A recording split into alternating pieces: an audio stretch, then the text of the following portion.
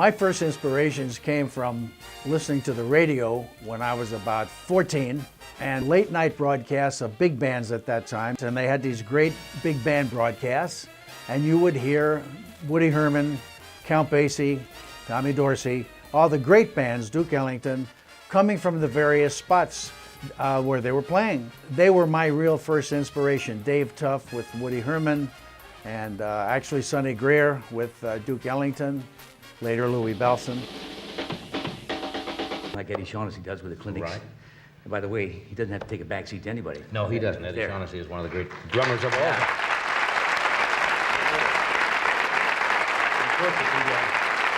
Of course, the great Gene Krupa would broadcast, and I would hear, of course, the extremely talented Buddy Rich with Tommy Dorsey. So these were my starting guys. I didn't see them for a while because I'd have to get older and go to theaters, but I did hear them when I was very young, and that got me started. When I was 16 years old and getting close to graduating high school, a lot of people said to me, well, you know how little work there is here in Jersey. You've got a couple of school dances and that's about it. You got to go to New York. This is what they convinced me of. So, you know how sometimes when you don't know better, it's better you don't know better? And I got on the subway for a dime at the time, close to my house in Jersey, with a snare drum in a cloth case, a small stand, and a pair of brushes. And I took this over to Greenwich Village, and I started walking around Greenwich Village, and a voice said from the stage door to a nightclub, "Hey, young man, what are you doing with that drum?"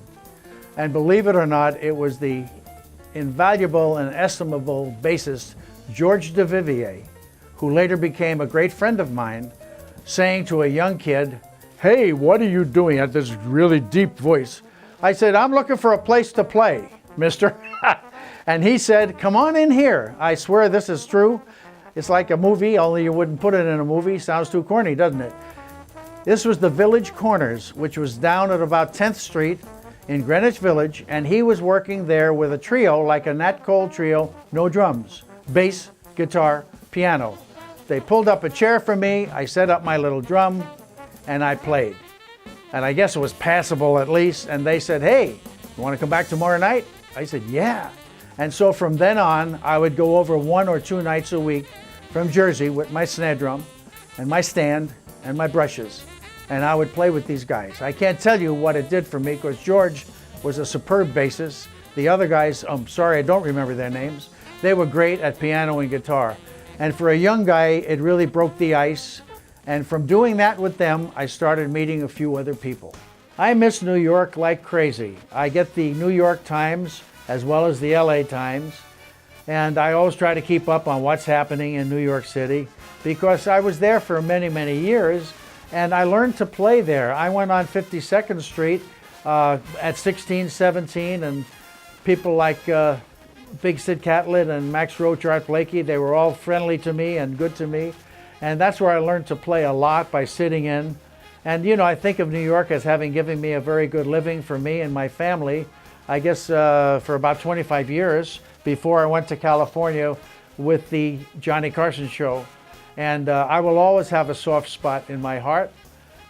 2 years ago, I played Carnegie Hall with Doc and the New York Philharmonic Pops, and it was great to get back there. And the first place I go is the Stage Delicatessen. It's definitely a corned beef sandwich and chicken soup. My first paid job was with a high school dance, and I played there with Frank Novello and his Crusaders, I think, in Jersey City, New Jersey. And I remember I made something like $7, and I thought, this is the cat's meow. And we had a big crowd, and I guess I did okay for being about 15.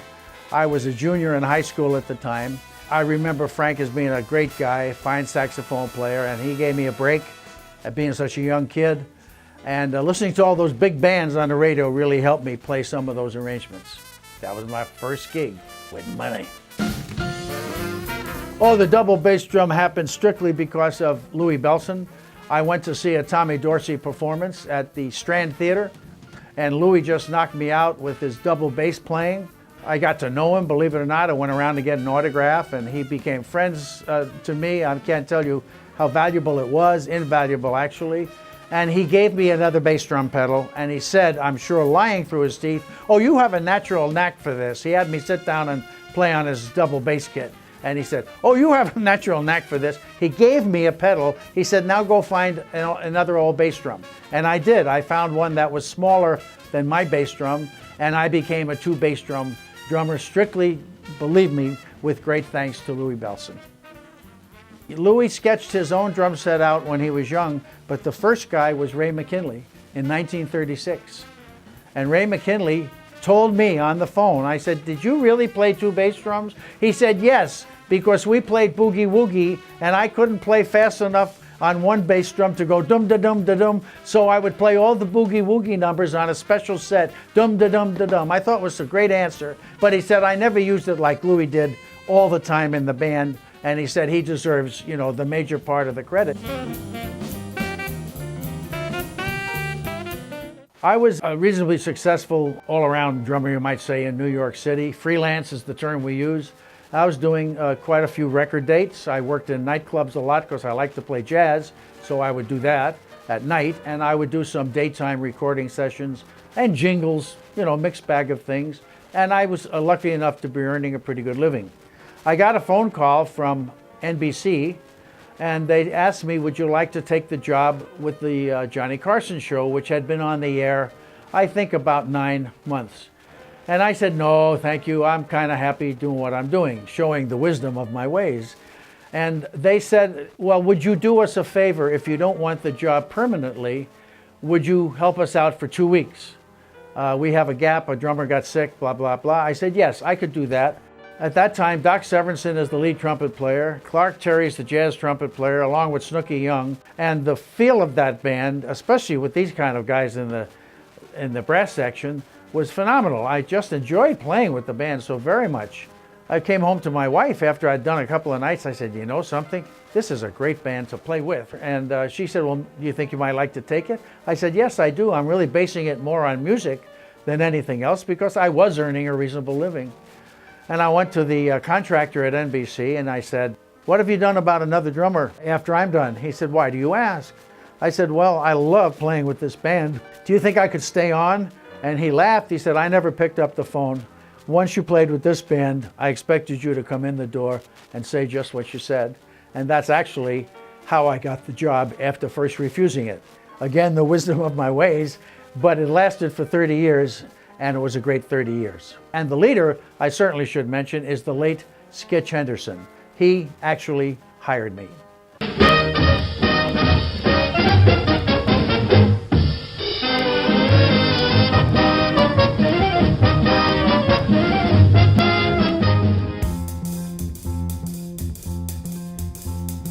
I think that generally I was known as a happy player, and it wasn't anything that I put on.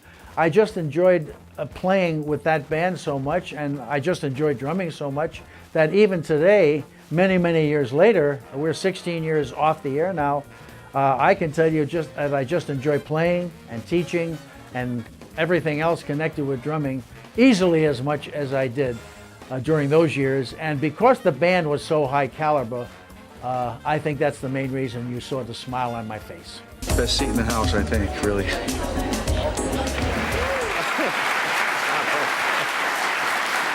Ruben, I admire a guy. He put up a valiant fight, but he's just a loser. I mean, the other night in bed, Mrs. Askew said she was undecided. Wait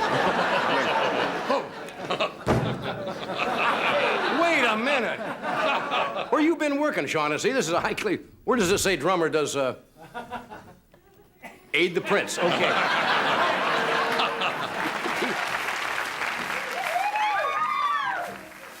Ed Shaughnessy, drums. University of Lucky Melinda. Yeah. And by the way, those aren't sideburns, ladies and gentlemen. During the cold weather, Ed allows squirrels to sleep on his cheeks. Beautiful guy.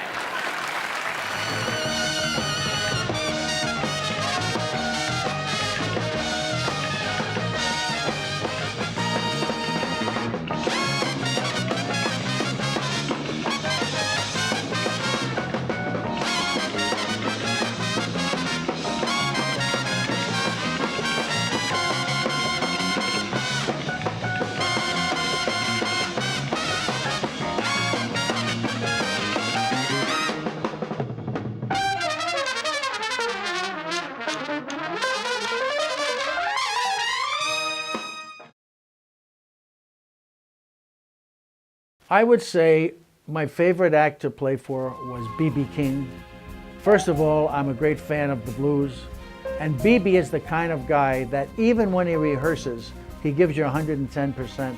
And it's like a joy just to rehearse with B.B., much less play the show. So out of all the hundreds of acts that we had on, I would say B.B. King was really my favorite.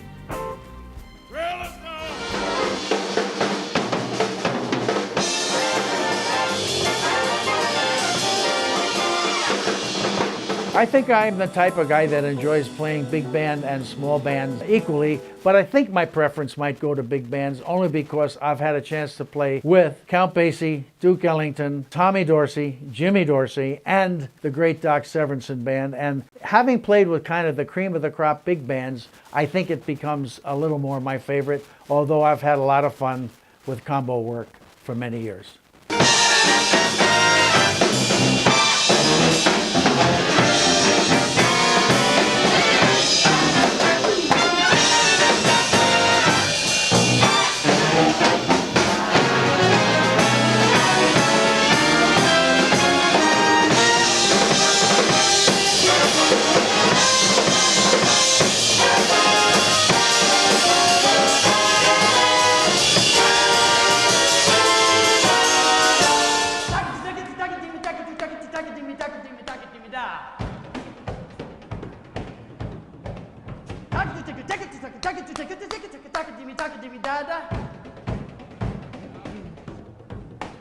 Salt peanuts, salt peanuts.